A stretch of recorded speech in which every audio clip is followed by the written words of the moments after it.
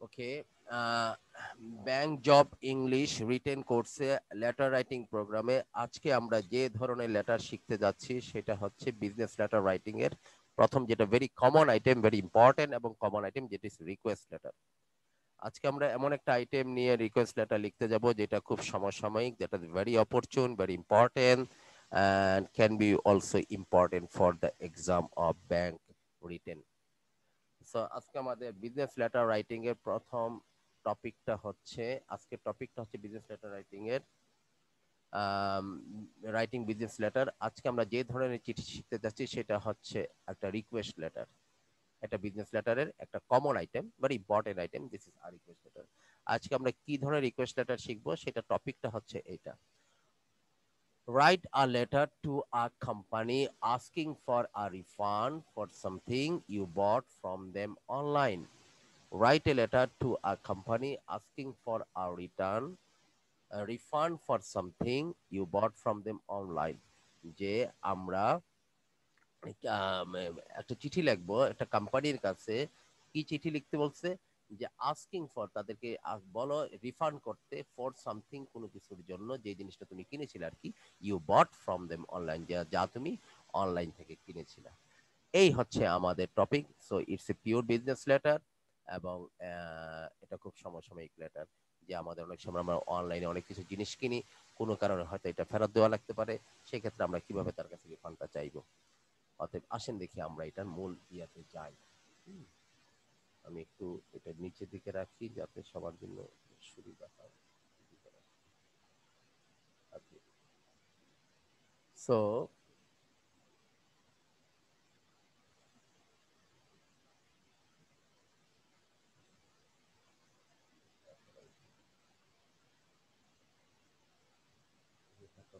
সুবিধা হবে।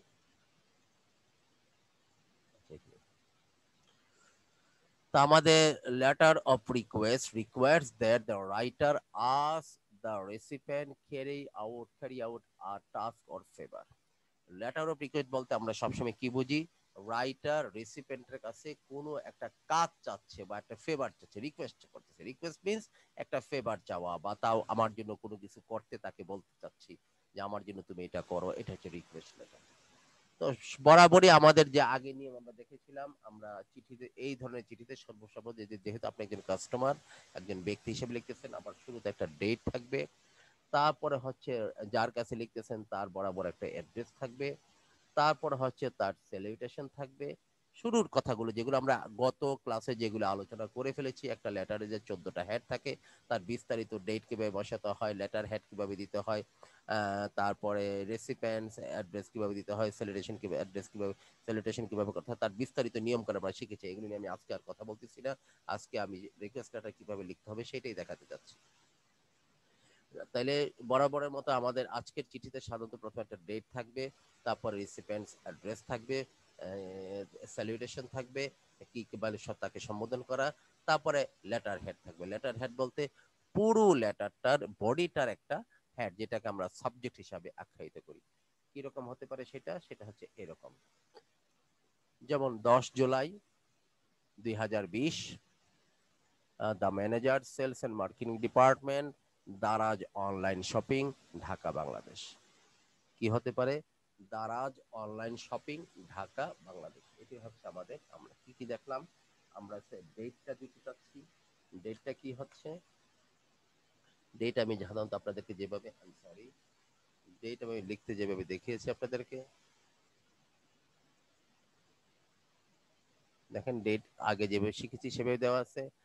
দারাজ বরাবর যে রিসিপেন্টের অ্যাড্রেস, এটা হচ্ছে ডেট, তারপর এটা হচ্ছে রেসিপেন্টের অ্যাড্রেস, আর স্যালুটেশন হচ্ছে এইটা, ডিয়ার স্যার। আর লেটার হেড কি, ছোট্ট একটা হেড দিলাম, prayer for a refund. Refund মানে আমি যে জিনিস কিনছিলাম বা একটা কোনো কিছু কিনছিলাম, এটার জন্য একটা রিফান্ড। তাহলে হচ্ছে এইটাই হচ্ছে আমাদের ডেট। এটা হচ্ছে ডেট। আমাদের 4টা আইটেম আমরা এখানে দেখতে পাচ্ছি, সেটা হচ্ছে ডেট, তারপরে হচ্ছে রেসিপেন্টের অ্যাড্রেস, ডিয়ার স্যার বলে সম্বোধন করলাম। এক গ্যাপ পরে ক্যাপিটাল লেটারে আমরা লেটার হেডটা দিলাম। আমাদের লেটারটা যেরকম হবে তার টোটাল লেটারটার হেড, ছোট্ট একটা হেড সবসময় দিতে চেষ্টা করবেন, এতে যিনি লেটারটা পাবেন তার জন্য লেটারটা নিয়ে লেটার নিয়ে ইয়ে করতে, যিনি বলে লেটারটা বুঝে নিতে তার জন্য সহজ হয়, সুবিধাজনক। এবার আসেন দেখি আমরা পরের কথায় যাই। আমরা এবার following the salutation is dear sir বা dear salutation অথবা লেটার হেডের পরে your letter will begin with a statement outlining the subject of the request. এটা আমরা দিলাম। The tone of the statement may vary depending upon the nature of the letter. বলতেছে following the salutation you will begin with a statement outlining the subject of the request. ওই যে আমরা যেটাকে সাধারণত কিভাবে আখ্যায়িত করলাম, এটাই হচ্ছে এই সাবজেক্টটা। এটাই ফলোইং দ্য রিকোয়েস্ট আপনি কি করবেন, আপনার সাবজেক্ট লেটারটা আউটলাইন করবেন, লেটারের সাবজেক্টটা দেখছেন কিভাবে বলছে এরা। Tone of the statement may vary depending upon the nature of the, এই টোনটা ভ্যারি করতে পারে। এটা কি আমি ফর্মাল রাখলাম না ইনফর্মাল রাখলাম, যেহেতু বিজনেস লেটার হিসেবে সরাসরি লিখতে যাচ্ছি, অতএব দারাজের মতো কোম্পানির কাছে একটা অনলাইন প্ল্যাটফর্ম, অতএব ওইখানে একটা অনলাইন বিজনেস, সেখানে আমরা ফর্মাল লেটারই লিখবো। As this business letter requires us to write to a company, so we are going to use a formal tone. এটা ফর্মাল হবে, a formal tone. As this business letter requires us, এই business লেটারটা যেহেতু দরকার আমাদেরকে require করতেছে একটা কোম্পানির কাছে লিখতে হবে, অতএব আমাদের চিঠিটা হবে কি একটা ফর্মাল টোনে হবে, একটা ফর্মাল টোন, এখানে এলটা পড়ে নাই, ফর্মাল টোন। ওকে, আসেন দেখি আমরা ওপেনিং প্যারাতে কি থাকবে। ওপেনিং প্যারাটা আমরা লেখেন একটা ফর্মাল টোনে। শুরুর প্যারা কিরকম হবে, আই এম মানে লেটার হেডের পরেই যে শুরুর প্যারাটা হবে, I am writing to you to request you refund a recent online purchase. I am writing to you to request you, আমি তোমার কাছে লিখতেছি তোমাকে অনুরোধ করার জন্য, to request you refund a recent online purchase I have made from your company. দেখেন আমি বলেছিলাম চিঠির শুরুতে সাধারণভাবে অবতারণা করবেন, সিচুয়েশনটা কি, আমি তোমার কাছে লিখতেছি তোমার কোম্পানি থেকে একটা যে একটা পারচেজ করেছিলাম সেটা রিফান্ডের জন্য, কি করছিলাম কখন করছিলাম এগুলো এখন এখানে বিস্তারিত না, সাধারণভাবে allow me to elaborate on exactly why I would like this course of action to be realized. Allow me, এইভাবে অ্যালাউ মি দা কথাটা নূরজাহান রূপা লিখছে, আমার কাছে খুব ভালো লাগছে, শুনে দেখে ভালো লাগছে। অ্যালাউ মি অথবা লেট মি ইলাবোরেট এরকম বললেও হয়। Allow me to elaborate on exactly why I would like this course of action to be realised. আমাকে এই ধরনের কথাগুলো, এই ধরনের সুরগুলো, এই ধরনের ওয়ার্ডিং গুলো শিখে রাখবেন, এগুলো যে কোনো জায়গায় লাগানো যায়, তাহলে চিঠিটা দেখতে বা সুন্দর দেখা যায়। অ্যালাউ মি টু ইলাবোরেট, আমাকে অ্যালাউ করো ইলাবোরেট করতে, এটা হচ্ছে সম্পূর্ণ formal style. To elaborate on exactly, একদম এক্স্যাক্টলি কি কারণে, I would like this course of action, আমি টু বি রিয়েলাইজ, কি কারণে আমি তোমাদের দ্বারা এই ধরনের একটা কাজ কোর্স অফ অ্যাকশন রিয়েলাইজ করতে, বাস্তবায়িত করতে আশা করতেছি। হ্যাঁ, আমি request I would like to require, তাহলে এইটাই হচ্ছে একটা ফর্মাল ওপেনিং, এটা হচ্ছে একটা formal opening of the letter. আমরা এদিকে তাকাই, দেখেন ফর্মাল ওপেনিং। ডিয়ার স্যার, আমি আর এখন আগের ডেট গুলো আনি নাই, নর্মালি খালি বডিটা নিয়ে আসছি, সেটা দেখেন dear sir,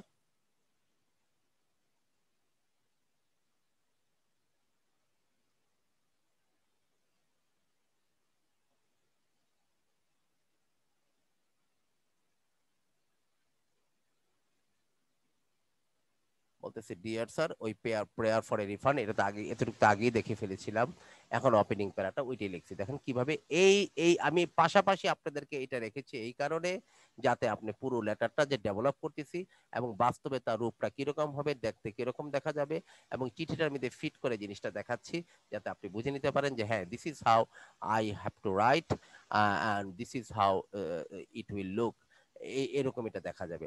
I am writing to you to request you refund a recent online purchase I have made from your company. Allow me to elaborate on exactly why I would like this course of action to be realized. আমার মনে হয় আপনারা বুঝছেন আমি যে কথাটা বলতে চাচ্ছি। So this is the opening para of the letter. এটা হচ্ছে শুরুর প্যারা। শুরুর প্যারাতে আমি আগে বলেছিলাম যে সিচুয়েশনের অবতারণা হবে, এবং প্রয়োজনের অবতারণা হবে।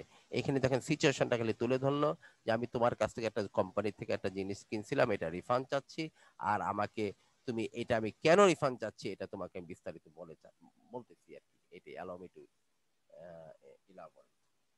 এবার আসেন দেখি পরের কথা আমরা যাই। As you see from the above, the opening para states the general reason why the letter is being written, না?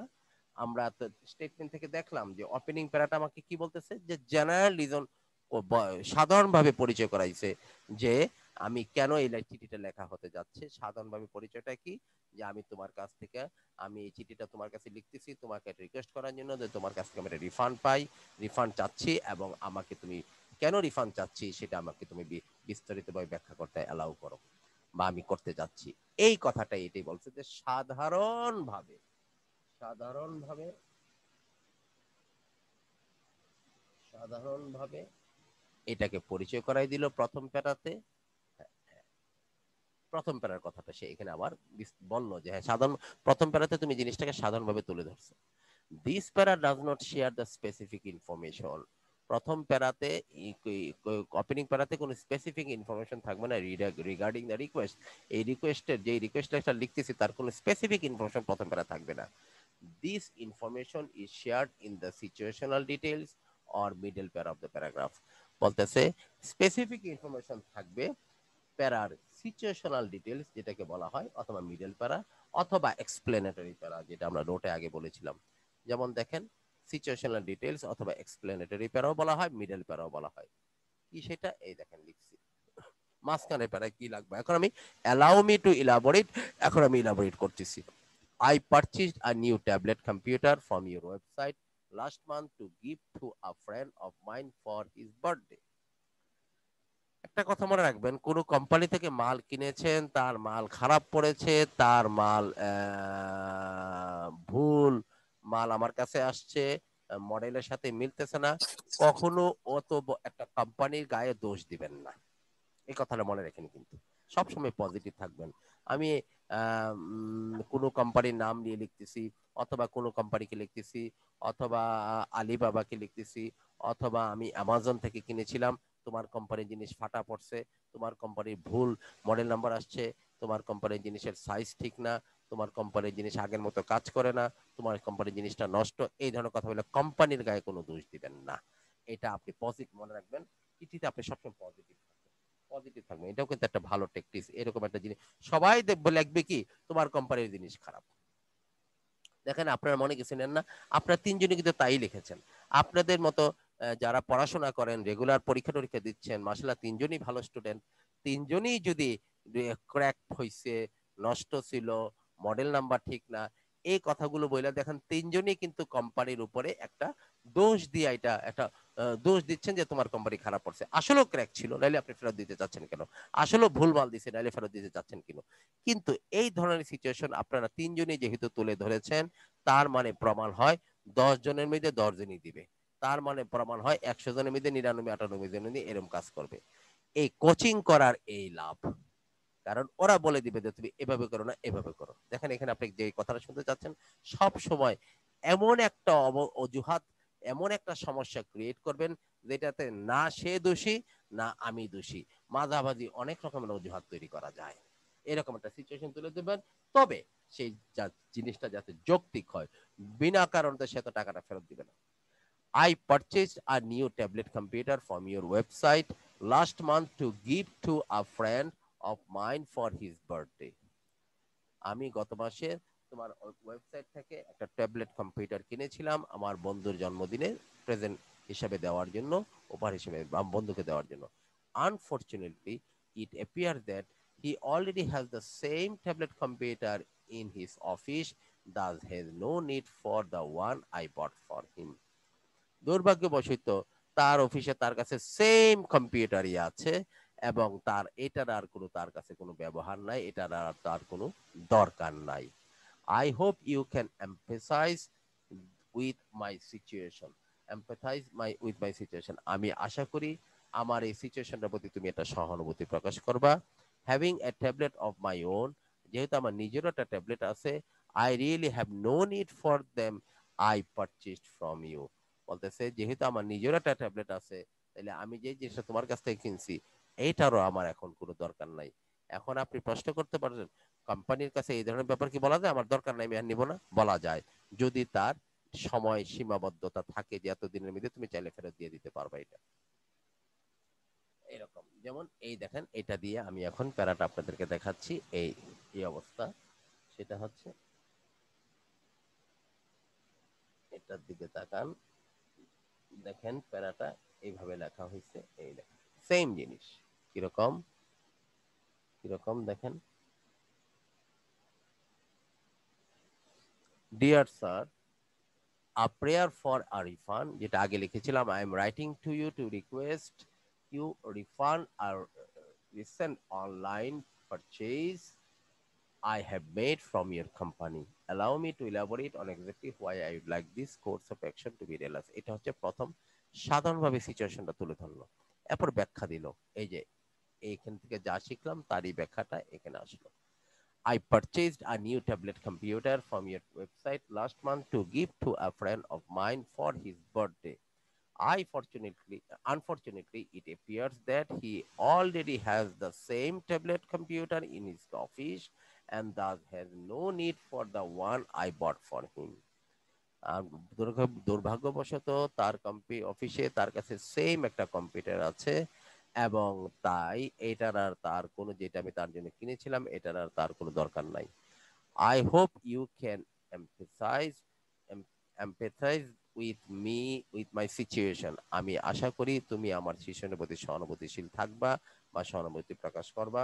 Having a tablet of my own, আমার নিজেরও যেহেতু একটা ট্যাবলেট আছে, I really have no need for the item I purchased from you. তোমার কাছে যে জিনিসটা কিনছি এটার জন্য আর আমার এখনো দরকার নেই। এখানে ফুল স্টপটা পড়ে না, ফুল স্টপ দিতে হবে। ফ্রমই আমার দরকার নাই। এই হচ্ছে আমাদের মিডল প্যারা। এই হচ্ছে আমাদের মিডল প্যারা। গেল আমাদের মিডল প্যারা, আমার মনে হয় আপনারা বুঝেছেন সবাই। এবার আমরা আসি closing প্যারাতে। As you can see, the above paragraph spells out exactly what the nature of the request and do so at a level of detail much deeper than that found in the opening paragraph। বলতেছে যেহেতু আমরা আগের প্যারাটাতে কি দেখলাম, আগের প্যারাতে এই জিনিসটা দেখলাম যে এখানে spell out exactly what the nature of the request আমি কি ধরনের রিকোয়েস্ট তারা করতে যাচ্ছি, কি কারণ, উদ্দেশ্য কি, কেন আমি ফেরত দিতে চাচ্ছি, একটু ডিটেইলড এখানে বর্ণনা করলো। এন্ড এটাই করলো at a level of details much deeper, আগের চাইতে একটু ডিপ হইছে then the I found opening para. Opening প্যারাগ্রাফে রিফান্ডের কথাও বলছে, কিন্তু আরো গভীরে কথা বলছে মিডল প্যারাতে আসে। আমি বলেছিলাম প্রথম ক্লাসে লেটার রাইটিং এর প্রথম ক্লাসে মেকানিক্যাল ডিটেলস যখন আমি আলোচনা করেছিলাম 14টা ডিটেলস, তখন আমি বলেছিলাম যে প্রথম প্যারার মধ্যে সিচুয়েশনের অবতারণা হবে, প্রয়োজনটাকে সিচুয়েশনটা তুলে ধরবেন, আর আপনি তার কাছে কি চাচ্ছেন সেই নিডটা তুলে ধরবেন। অতএব প্রথম প্যারাটা সব সাধারণত 2 থেকে 2.5 লাইনের মধ্যে হবে, সেটাই আমরা করলাম।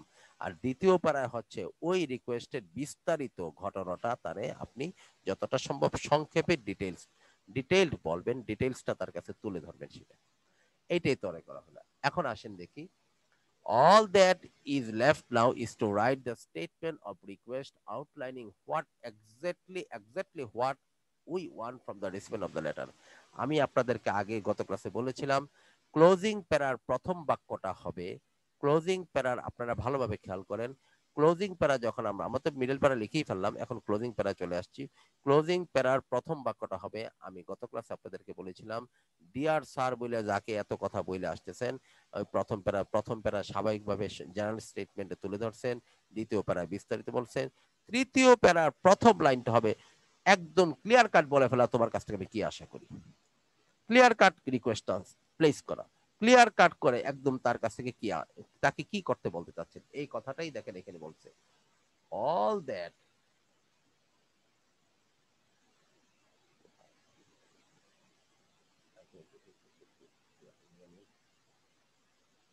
all that is left now, এখন যা বাকি আছে সেটা কি, is to write our statement of request, মূল স্টেটমেন্ট রিকোয়েস্ট স্টেটমেন্টটা কি, আউটলাইন এক্স্যাক্টলি, এই যে সাদিকুল্লাহ রূপা মনে করেন কি বলছে, এক্স্যাক্টলি তাকে কি করতে বলতেছে, what we want from the recipient, তার কাছে কি চাই of the letter, চিঠি রেসিপিয়েন্টের কাছে আমি কি চাচ্ছি, কি করতে বলতেছি, and this will constitute the closing and the final paragraph, এবং এটা দিয়ে ফাইনাল প্যারাগ্রাফটা তৈরি করতে হবে। কিরকম দেখেন, এখানে দেখেন ভালোভাবে, ক্লোজিং প্যারা দেখেন, thus I would like to return this item to you for a refund, একদম পরিষ্কার তাকে বলে, তাই আমি এই আইটেমটা তোমার কাছে ফেরত দিয়ে টাকা নিতে চাই, শেষ, পরিষ্কার করে ভদ্র ভাষায় জেন্টলি হামলি বলে দিচ্ছেন। এইটাই হচ্ছে ক্লিয়ার কাট বলে দেওয়া, thus I would like to, যত সহজে বলা যায়, যেহেতু কাস্টমার হিসেবে কোম্পানির কাছে লিখতেছেন, অত বেশি মোলায়েম করে, অত বেশি বেশি মানে কমপ্লিমেন্টারি ওয়ার্ড গুলো আনার এখানে দরকার নাই। Thus I would like to return this item, তাই আমি রিটার্ন দিতে যাচ্ছি টু ইউ তোমার কাছে ফর এ রিফান্ড, রিফান্ড দিবেন from your website, I understand that if, কেন রিফান্ড দিবেন দেখেন, এই যে কথা বলতেছে, if I return the item by mail to you within 60 days of the purchase date, I can expect to have my account credited for the full purchase price। বলতেছে তোমার website থেকে আমি জানতে পারছি, যদি কোনো জিনিস আমি 60 দিনের মধ্যে ফেরত দেই, বাই মেইল, যদি টু ইউ উইদিন 60 days, 60 দিনের মধ্যে যদি মেইলে ফেরত দিয়ে দেই, অফ দ্য পারচেজ, কেনার 60 দিনের মধ্যে যদি আমি মেইলে জিনিসটা ফেরত দিয়ে দেই, I can expect to have my account credited, আমি যে অ্যাকাউন্ট থেকে টাকাটা দিছি, বা তোমার সাথে আমার যে অ্যাকাউন্ট, তোমার ওয়েবসাইটের সাথে আমার যে অ্যাকাউন্টটা আছে, সেটার সাথে এটা সম্পূর্ণ ক্রেডিটেড হয়ে যাবে, আমার অ্যাকাউন্ট ক্রেডিট হবে for the full purchase price. দেখেন পুরা টাকাটা ফেরত চাইতেছে, সেটা কত ভদ্রভাবে বলে দিল, কিরকম, এবং তার যে নিয়ম, এটা পুরা টাকা দিবে, দিয়ে দিবে 60 দিনের মধ্যে হলে, ফ্রম ইউর ওয়েবসাইট, ওয়েবসাইট বানানটা একসাথে হবে, ফ্রম ইউর ওয়েবসাইট,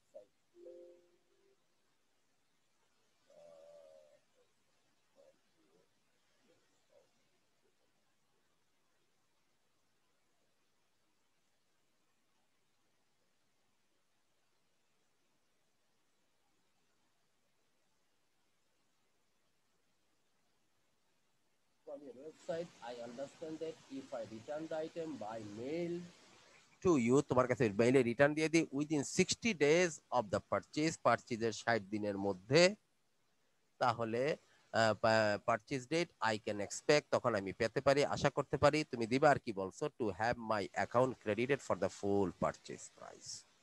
দেখেন এইটা হচ্ছে আমাদের ক্লোজিং প্যারা, কত সুন্দর ক্লোজিং প্যারা হলো। এখন আমরা ক্লোজিং প্যারাটা দেখি, এই দেখেন,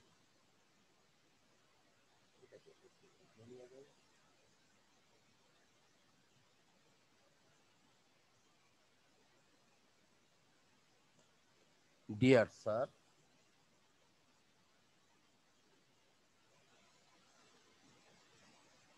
dear sir, prayer for a refund. As I am writing to you, request you refund a recent online purchase I have made from your company. Allow me to elaborate exactly why I would like this course of action to be realized. Opening para. Middle para ki leksi, I purchased a new tablet computer from your website last month to give you a gift to a friend of mine for his birthday. Unfortunately, it appears that he already has the same tablet computer in his office and thus has no need for the one I bought for him. I hope you can empathize with my situation. Having a tablet of my own, I really have no need for the item I purchased from you. এখন ওই closing প্যারাটা যেটা আমরা লিখলাম, thus I would like to return this item to you for a refund from your website.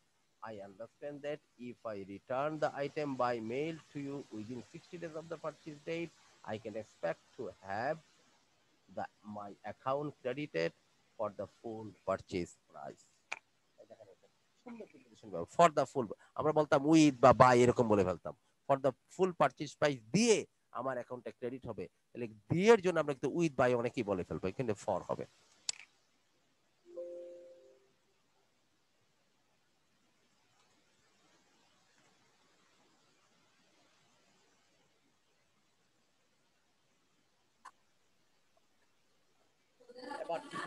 এবার চিঠিটা বুঝলেন তো, দেখতে পারলেন তো, এই হচ্ছে আমাদের ওপেনিং প্যারা, মিডল প্যারা, ক্লোজিং প্যারা।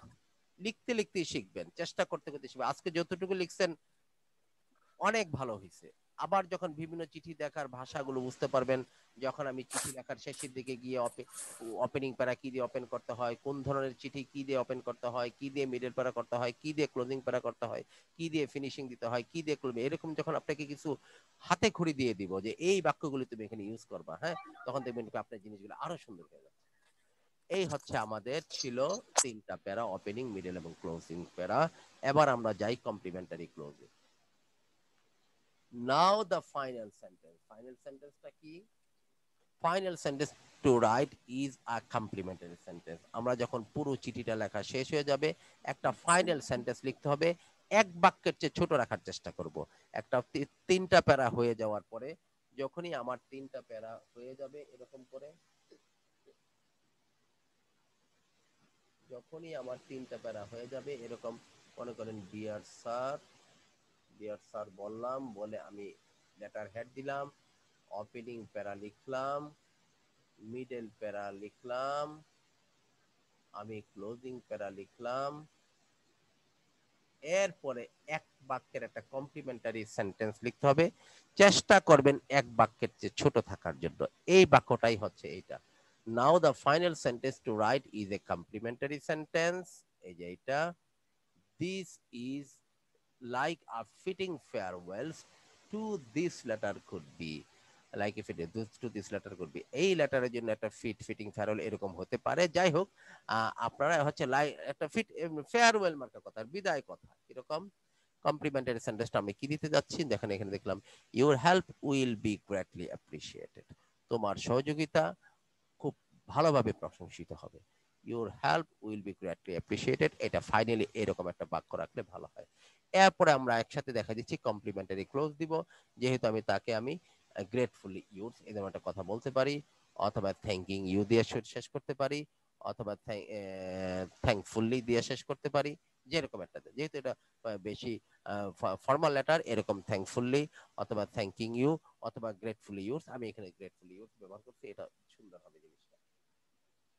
যেমন দেখেন, এই যে আমি এইখানে আপনাদের জন্য এটা এইভাবে আবার তৈরি করছি কিরকম, ডিয়ার স্যার, প্রেয়ার ফর, আগে তো এগুলো পড়েছি আর দরকার নেই, লাস্টে দেখেন একটা বাক্য, your help will be greatly appreciated. Your help, যেটা এটা একটু আগে যে বাক্যটা বললাম সেটা হচ্ছে এইটা, your help will be greatly appreciated. এরকম একটা ফাইনাল সেন্টেন্স থাকলে চিঠিটাকে একটা পরিপূর্ণ অবস্থায় দেখা যায়, একটা কমপ্লিট শেপে আসে চিঠিটা। এই হচ্ছে আমি টোটাল জিনিসটা আপনাদেরকে দেখালাম, একটা ফাইনাল চিঠিটা। আপনারা সবাই 2 মিনিট খরচ করে চিঠিটা একবার পড়েন, সবাই তিনজনই পড়েন এখানে। এরপরে আমি পরে কথায় আসছি।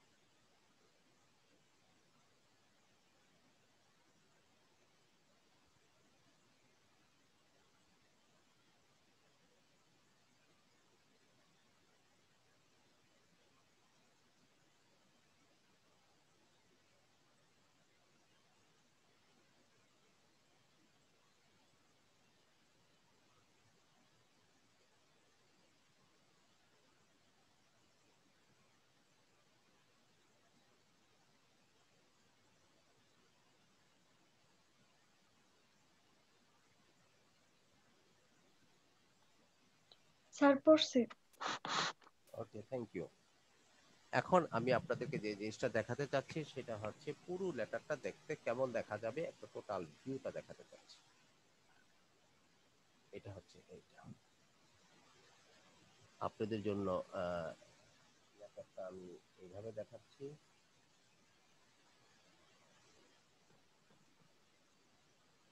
দেখেন এটা তো আমরা লেখা শিখলাম। এখানে হচ্ছে আমাদের টোটাল নোটটা আছে, যেটা আমি একটু পরে পাঠিয়ে দিব আপনাদের কাছে। এটা হচ্ছে যে আমি যা যা পড়ালাম, যা যা শিখালাম, এখানে টোটাল নোটটা আছে, ফুল নোট আছে, যা যা বলছি এই পর্যন্ত। এবার আমি টোটাল চিঠিটা আপনাকে এখানে দেখাই দিচ্ছি। আজকের ডেটে লিখলাম 16 December 2020। The managers sales and marketing department, Daraz online, Dhaka Bangladesh. Dear sir, prayer for a refund. I am writing to you to request you. টোটালটা এখানে দেয়া আছে, আমি আর লম্বা করতেছি না সময়। দেখেন I am writing to you to request you to refund a recent online purchase I have made from your company. Allow me to elaborate on exactly why I would like this course of action to be realized. I purchased a new tablet computer from your website last month to give to a friend of mine for his birthday. Unfortunately, it appears that he already has the same tablet computer in his office, and thus has no need for one I bought for him. I hope you can empathize with my situation. Having a tablet of my own, I really have no need for the item I purchased from you. Ever final para. Thus, I would like to return this item to you for a refund from your website.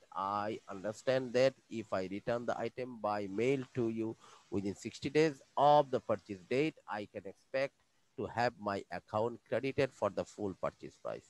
Your help will be greatly appreciated. দেখেন একটু খেয়াল করে তাকান, এটার সাথে এটার আমি 3 line gap রেখেছি, এটার সাথে এটা 3 লাইন গ্যাপ রেখেছি, বাকিগুলো সব একই গ্রেড। এক এক এক স্পেস দিয়ে নিচে আসবেন যখন লিখবেন, এগুলি খেয়াল করেন আমি কিভাবে করছি, পরীক্ষা ভাবে রাখবেন। এটা একটু বেশি গ্যাপ, 2 লাইন বা 3 লাইন গ্যাপ। এটা আবার 1 লাইন গ্যাপ দিয়ে আপনি 3-4 লাইন গ্যাপ রাখবেন, যাতে মাঝখানে আপনি সিগনেচার করবেন। তো মাহফুজা কি জানি, মাহফুজা মাহি সিগনেচার করার জন্য, যেমন আমজাদ হোসেন, এইখানে আপনি এই জিনিসগুলো দেখতে চাইবে। এই যে যখন আপনি রিফান্ড করবেন, মনে রাখবেন কোন জিনিস আপনার কাস্টমার আইডি আছে, যেহেতু অনলাইন থেকে কিনছেন, একটা কাস্টমার আইডি আছে, আপনার একটা ইনভয়েস নাম্বার আছে, যা পারেন মন চাই এক্স এক্স এক্স লিখে দিলেও চলবে। এগুলো এই যে ওই যে আগে বলছিলাম, কোন কোন জিনিসে চিঠিতে এমন এমন কিছু জিনিস আছে যেগুলো হচ্ছে খুবই গুরুত্বপূর্ণ। যেমন কোন জায়গায় এনক্লোজার গুরুত্বপূর্ণ হবে, কোন জায়গায় কপিটা গুরুত্বপূর্ণ হবে, সেটা চিঠি বুঝে কাজ করতে হবে। এরকম কিছু কিছু চিঠি যখন আপনি লেখা শিখবেন, লেখা চিঠি দেখবেন, তখন আস্তে আস্তে আপনার মনের মধ্যে একটা ধারণা চলে আসবে যে এই ধরনের চিঠি এইভাবে লিখতে হয়। আমি এটা ফুল স্ক্রিন ভিউতে দেই, এই হচ্ছে চিঠিটা দেখতে। ফুল স্ক্রিন ভিউতে দিলাম, আপনারা দেখেন। দেখেন কত সুন্দর একটা চিঠি হয়েছে, চিঠিটা দেখতে এরকম দেখা যাবে। আমি সবাইকে যেভাবে বললাম যে চিঠিটা যখন লিখবেন, এ সুন্দর মতো লেখার চেষ্টা করবেন, লাগলে 2 পাতায় চলে যাবেন, যাইয়া পরীক্ষার খাতায় এই জিনিসটা বজায় রাখবেন। বাসায় কিছু প্র্যাকটিস করেন কিন্তু, যাতে আপনি সুন্দর মতো লিখতে পারেন। চিঠিটা বাম দিকে ডান দিকে সমান হবে, লাইনগুলো ওপেনে যে হবে, দেখতে যাতে একটা সুন্দর চিঠির মতো দেখা যায়। এটাই হচ্ছে একটা পরিপূর্ণ professional look, complete professional look, very important look. This is what you need, এটাই আপনার দরকার।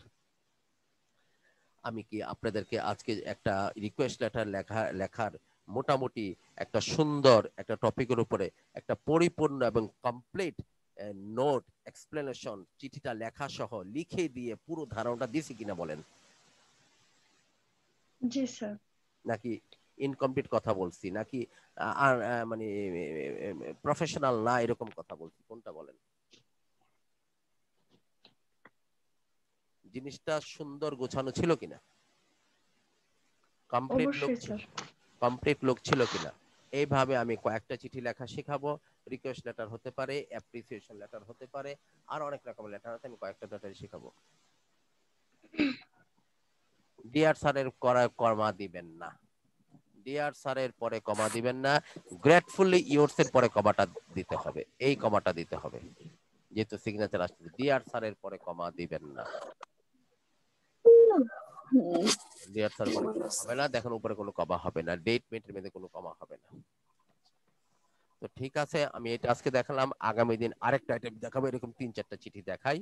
হ্যাঁ, এক এক দিনে এক একটা চিঠি 3-4টা দেখাইলে এরপরে আমি আপনাদেরকে চিঠির উপরে আরো বিস্তারিত কিছু এক্সপ্লেনেশন এবং নোট আছে সেগুলো দিব।